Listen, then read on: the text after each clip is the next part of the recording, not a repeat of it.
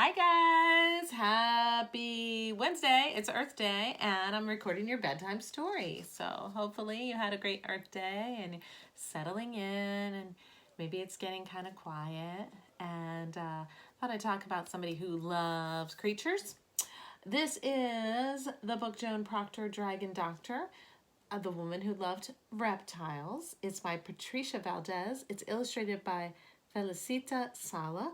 And this book was given to us by one of our families. And that is right in here. There's an inscription. It says, "Thanks to Autumn's family for this beautiful book. On the occasion of Autumn's birthday, we are inspired to take even better care of our reptile friends. Montessori Farm School, 2019. So thank you again. Let's enjoy this together. Back in the days of long skirts and afternoon teas, a little girl named Joan Proctor entertained the most unusual party guests. Slithery and scaly, they turned over teacups, they crawled past the crumpets. While other girls read stories about dragons and princesses, Joan read books about lizards and crocodiles. Instead of a favorite doll, a favorite lizard accompanied her wherever she went.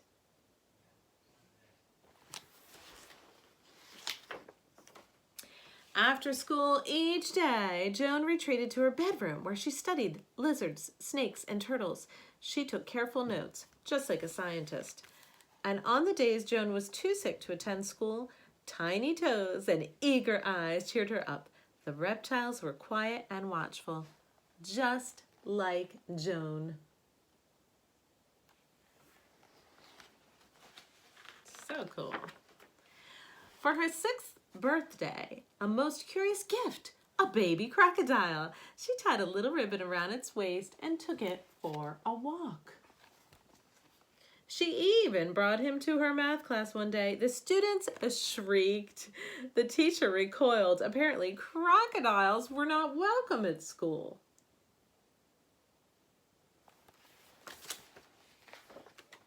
When Joan grew older, she skipped the parties and dances with her friends. Instead, she sought out the curator of reptiles and fish at the Natural History Museum. There, Joan and the curator talked about snake scales, size, shape, texture, and even evolution. Sometimes Joan smuggled in her crocodile to the delight of the curator. He knew right away that Joan was special.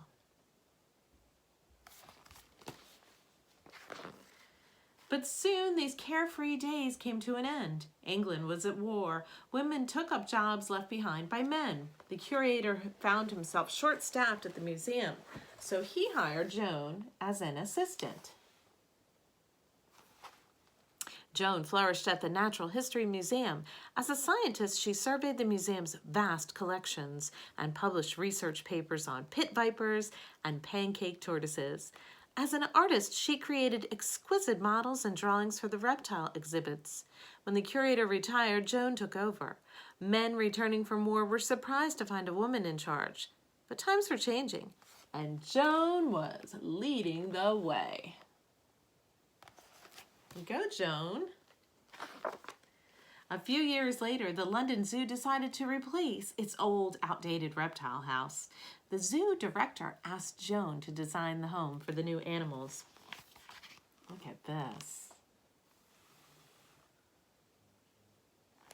Joan knew exactly how to keep reptiles happy. She added elaborate lighting and state-of-the-art heaters that provided hot spots to keep the cold-blooded animals warm.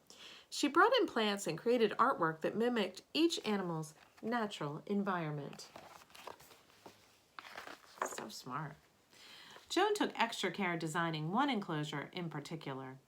By this time, stories had emerged of a fierce, man-eating lizard with a long forked tongue living in the faraway Indonesian land of Komodo. It was rumored to be 30 feet long, faster than a motor car, stronger than an ox. They called it the Komodo dragon. The stories didn't frighten Joan. She dreamed of studying dragons up close. On opening day of the new reptile house, visitors packed the zoo. They gawked at the geckos, they peered at the pythons, and they marveled at the monitors. It's a beautiful monitor lizard. Look at these reptiles. Woohoo! But when they reached Joan's special enclosure, they gasped. 2 7-foot-long lizards stared back at them. Real-life dragons. Although the visitors were thrilled, Joan was concerned. One of the Komodo dragons, Sumbawa, did not look well. To the shock of the guests, Joan entered the enclosure. She's going in, you guys. She moved Sumbawa to the reptile clinic with the help of 6 nervous keepers. The dragon let Joan clean a sore in his mouth with no fuss at all. In fact, he thanked Joan by licking her face. Joan thought Sumbawa was brave. The keepers thought Joan was brave.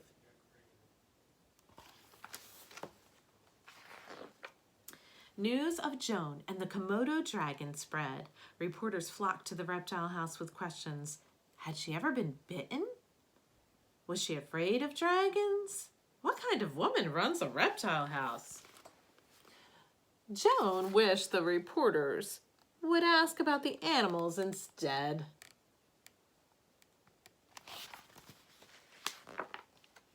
Joan cared for each and every creature at the reptile house, from daily health checks to delicate surgeries.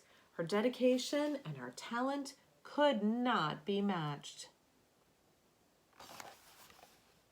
Scientists all over the world read about Joan's research, her clinical skills, and the success of the new reptile house. She became an international sensation. The Zoological Society of London invited Joan to present her Komodo dragon research at a scientific meeting. As Joan took the stage, she wheeled out Sumbawa, sitting freely atop a large table. The audience squirmed in their seats. Joan stroked Sumbawa's head and fed him a pigeon. He ate it in just one gulp. Oh man, that must have been cool. Sumbawa wandered through the audience as Joan explained to the reporters the Komodo dragons and the reports about them were greatly exaggerated. They could grow up to 10 feet, not 30. They ran fast, but not as fast as a motor car, and they could be fierce, but they were mostly gentle. When Joan finished her presentation, Sumbawa returned to her side, and the audience were all applauding. Joan's passion for reptiles never waned. For the rest of her life, she could be found riding or walking through the zoo with Sumbawa by her side. It looks like maybe when she got older, she needed to use a wheelchair. And look, she's wheeling right next to Sumbawa in that picture. It's so awesome. He must have been good company. And just like when she was a little girl, Joan often hosted tea parties at the reptile house with her scaly friends. Sumbawa was the guest of honor. I've never been to a tea party with a Komodo dragon. And it's got some really cool facts in the back, so let's share a little bit of this before I say goodnight to you. Joan Beauchamp Proctor lived from 1897 to 1931. She was born in London, England, and she began collecting lizards and snakes when she was 10 years old. Instead of a favorite doll, Joan did always bring her favorite pet, a large Dalmatian lizard, around with her. She went to an all-girls school, but she missed a lot of school because she was very sick. Still, Joan was a really good student. When she was 16 years old, she got a small crocodile for a gift. She brought the crocodile to school with her, much to the dismay of her mathematics teacher. Wow, it goes on and tells us more about it, and even more about Komodo dragons. But we can research that at another time. I hope that you really like this and this inspired you. Joan was not afraid to do new things and to explore a new interest that might have seemed unusual to other people, but it was just right for Joan. And there are things that are unique about you that are just perfect.